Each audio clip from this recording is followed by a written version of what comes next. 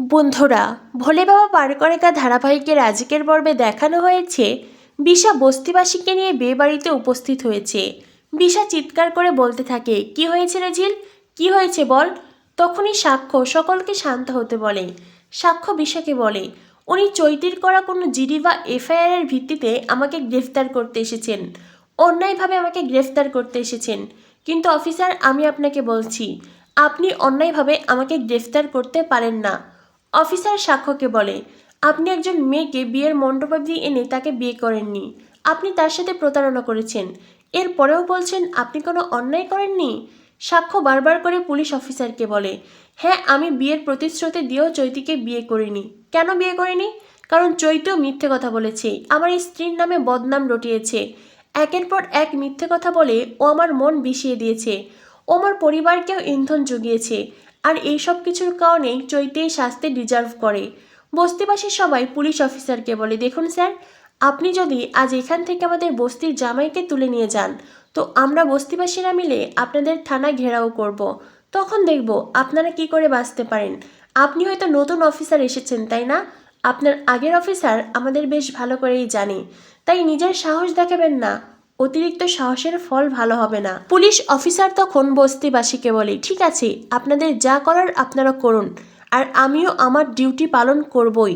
তখনই police officer সাক্ষ্য ঝিলকে বলে, আপনি চলুন সাক্ষ্য চ্যাটার্জি, আমার সাথে এক্ষুনি থানায় চলুন। সাক্ষ্য ঝিলকে বলে, ঝিল, আমাকে কিছুটা সময় দাও, আমি থানা থেকে আসছি। আমি বলছি, উনি আমাকে থানায় ধরে রাখতে পারবেন না, আমি ঠিকই বেরিয়ে আসব, কিন্তু এখন আমাকে যেতে হবে, ওনার সাথে অহেতুক ঝামেলায় জড়িয়ে কোনো লাভ নেই।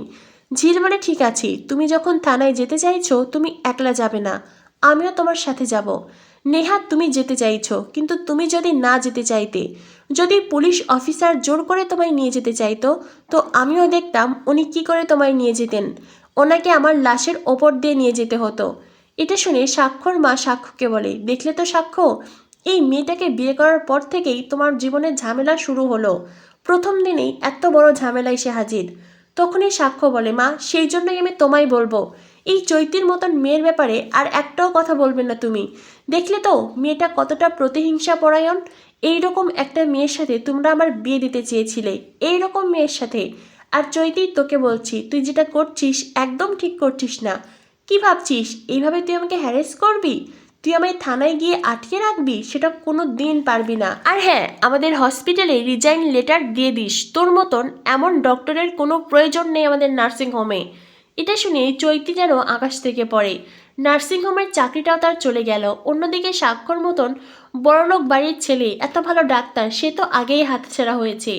এত সব হারিয়ে চৈতি যেন পাগলের মতন হয়ে গেছে, চোখ মুখ কটমট করে সাক্ষর দিকে তাকাচ্ছে। অন্যদিকে পুলিশ অফিসার সাক্ষ্যকে বলে, চলুন আমাদের সাথে এক্ষুনি যাবেন, চলুন। ঝিল বলে, কেন?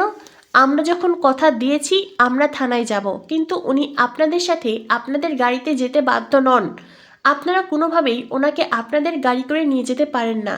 যদি নিয়ে যেতে চান তো কাগজ দেখান, কই কাগজ দেখান। পুলিশ অফিসার আর কোনো কথা বলে না।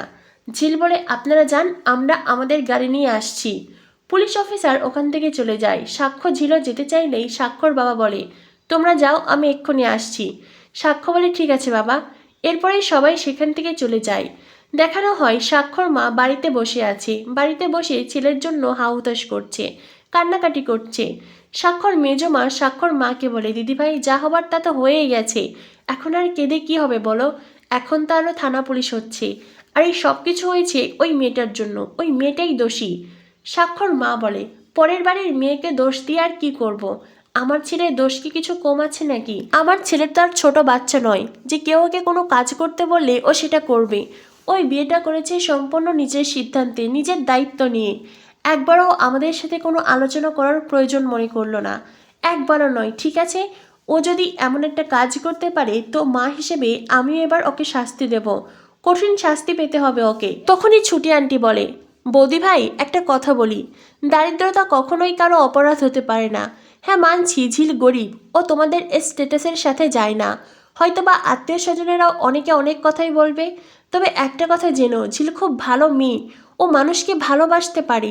তুমি যদি ঝিলকে একটুখানি ভালোবাসো, ও হাজার গুণ ভালোবাসা তোমায় ফিরিয়ে দেবে। আমার কথা শোনো বৌদি, তুই ঝিলকে মেনে নাও, ঝিল খুব ভালো মেয়ে। এমনকি স্বাক্ষর ছোট কাকিমণি সুদর্শনও স্বাক্ষর মাকে বোঝায়। স্বাক্ষর মা উল্টো সুদর্শনাকে কথা শোনায়। স্বাক্ষর মা সুদর্শনাকে বলে, আজ আমার ছেলের জীবনে এমন ঘটনা ঘটেছে, তাই তোরা সবাই মেনে নিতে বলছিস। আর যদি তোর ছেলের জীবনে ঘটনা ঘটতো, তুই কি মানতে পারতিস? সুদর্শনা বলে, হ্যাঁ আমি মানতে পারতাম, কারণ আমি এটা জানি প্রত্যেকটা মানুষই তাদের জীবনে একা। আমরা যেমন এসেছি একা, যাবো একা। হয়তোবা আমাদের এই জার্নিতে অনেকে আমাদের সাথে থাকে, আমাদের পাশে থাকে, কিন্তু শেষ অবধি আমাদের প্রত্যেকের জীবনই আলাদা। তাই আমরা কখনোই অন্য কারোর জীবনে ইন্টারফেয়ার করতে পারি না। কে কার সাথে থাকবে, কাকে বিয়ে করবে, এটা প্রত্যেকের নিজস্ব সিদ্ধান্ত। স্বাক্ষর মা বলে, দেখ তোর চিন্তাধারা আলাদা, আমার চিন্তাধারা আলাদা। তুই যেটা করতে পারিস সেটা করার কথা অনেকে ভাবতেও পারে না, বা আমরা করতেও পারি না। সুদর্শনা বলে, আমি কি এমন করেছি দিদিভাই যেটা তোমরা কেউ করতে পারতে না? আমি আমার মা বাবার দেখভাল করি, তার খেয়াল রাখি, এটাই আমার অপরাধ? সেজন্যই তো আমার স্বামী আমার সাথে থাকে না, তাই তো এই কথাটা বললে, তাই না? স্বাক্ষর মা বলে, তুই যদি বিয়ের আগে ক্রুশকে সব ঘটনা খুলে বলতিস, তুই যদি বলতি বিয়ের পরে তুই তোর মা বাবার কাছে থাকবি, কুশকেও সেখানে গিয়ে থাকতে হবে, তবে হয়তো এত সব ঝামেলাই হতো না, তোদের এই দূরত্বও হতো না, সব কিছুই ঠিকঠাক থাকতো। সুদর্শনা বলে, ক্রুশ যদি সপ্তাহে 5 দিন আমাদের বাড়িতে থাকে আর 2 দিন এখানে থাকে, তবে কি এমন ক্ষতি হতো? স্বাক্ষর মা বলে, কেন? ওর মা বাবাকে ছেড়ে, ওর বাড়ি ছেড়ে কেন তোর বাড়ি গিয়ে থাকবে? সুদর্শনা বলে, বারে, আমি যদি আমার মা বাবাকে ছেড়ে এখানে এসে থাকতে পারি, ও কেন পারবে না? আর আমার যদি একজন দাদা থাকতো, আমার যদি অন্য কেউ থাকতো, তবে তো আমাকে আমার মা বাবার দেখভাল করতে হতো না, সেই তো দেখতে পারতো। এখন আমার মা বাবার কেউ নেই, তাদেরকে দেখাশোনার কেউ নেই, তাদের বয়স হয়েছে, সেই জন্য আমাকে ওখানে থাকতে হচ্ছে। এটাই কি আমার অপরাধ? স্বাক্ষর মা বলে, থাক না ছোট, এখন এইসব কথা নাই বা বললি, আমার এখন এইসব ভালো লাগছে না। অন্যদিকে দেখানো হয়, সাক্ষ্য পুলিশ অফিসারকে বারবার করে বোঝাতে চেষ্টা করে, অফিসার আপনি তো আমার কোনো কথাই শুনছেন না। আমি তখন থেকে বলছি, আমার কাছে যেই তথ্য প্রমাণ আছে সেগুলো দেখুন, শুনুন, তবে এটা বুঝতে পারবেন চৈত্য আমার স্ত্রীর নামে অনেক বাজে কথা বলেছে, চৈত্য অনেক মিথ্যে কথা বলেছে। অফিসার বলে, বুঝলাম উনি বাজে কথা বলেছে, উনি মিথ্যে কথা বলেছে, উনি আপনার সাথে প্রতারণা করেছে। এত কিছু জানার পরেও বিয়ের দিন অবধি বিয়েটা কি করে গড়ালো?